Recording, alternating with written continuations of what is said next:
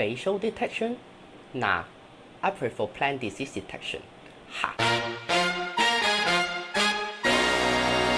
So here's the thing. Agriculture sector is one of the largest economic sectors in Malaysia after service and industry sector. Based on the statistics, an average of 8.94% of GDP is contributed by the agriculture sector in the past 10 years. In terms of value, 100 billion ringgit of the total GDP is generated in 2019 from 97 billion ringgit in 2015. In fact, Malaysia has recorded a 75.6% growth in export for agriculture sector, more than any other sector in the year of 2021. But currently Malaysia has crop shortage, right? Huh? Anyways, the problem is to increase and maintain the growth of crops, GDP and also exports, we must always ensure a high crop yield, quality, production as well as its safety. But there are problems to this.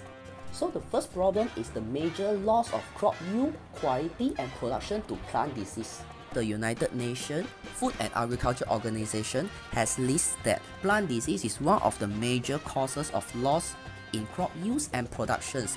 Plant disease alone costs the global economy around 220 billion US dollar. It takes a whole lot of time for farmers to analyze the health of each plant. So with the conventional methods, farmers are unable to detect plant disease in the early stages with the naked eye, as well as the lack of taking the soil conditions into account for plant disease analysis. That's why we have our project to solve these problems, the omnidirectional armed robotic vehicle for plant health monitoring. So this armed robotic vehicle will consist of four major parts. So the first major part is an omnidirectional mobile platform with two configurations, high chassis and low chassis, and two modes, autonomous mode and manual control mode. The second major part is a 3D printed robot arm attached with a soil sensor to obtain the soil conditions. The third major part is an imaging sensor which is also attached to the 3D printed robot arm, which is a Raspberry Pi no IR camera for plant health monitoring. The last part is a dashboard for farmers to view the health of the plants through the pictures taken and the soil condition.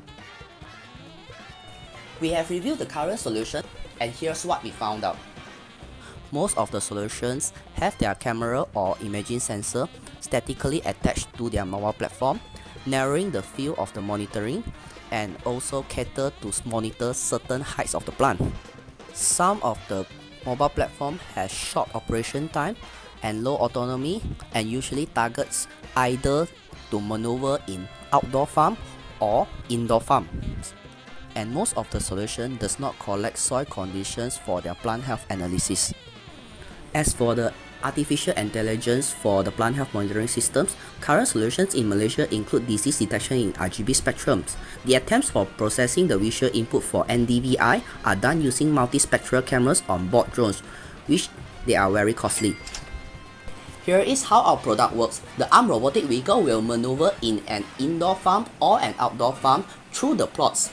And the QR scanner attached on the robot will scan the QR code on the plot or pots, indicate the position of the plant. In this case, we choose eggplants, and the imaging sensor with the AI model will monitor the health of the plants.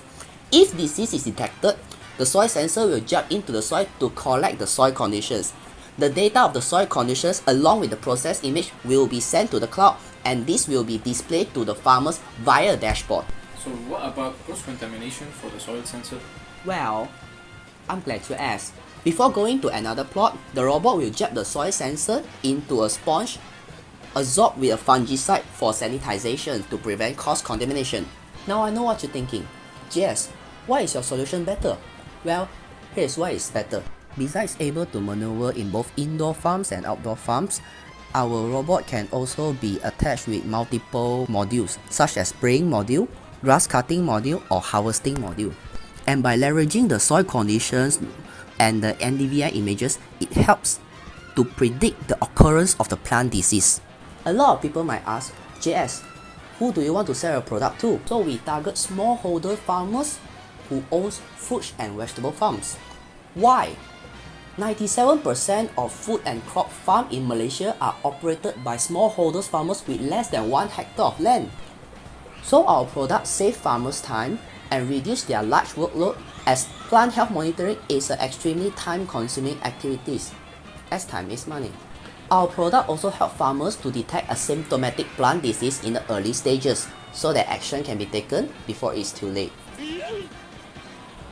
As for the user feedback, currently we have a client, Mr. Haniza, the co-founder of Pasakita, who is willing to work and collaborate with us to further develop this product after hearing our proposal.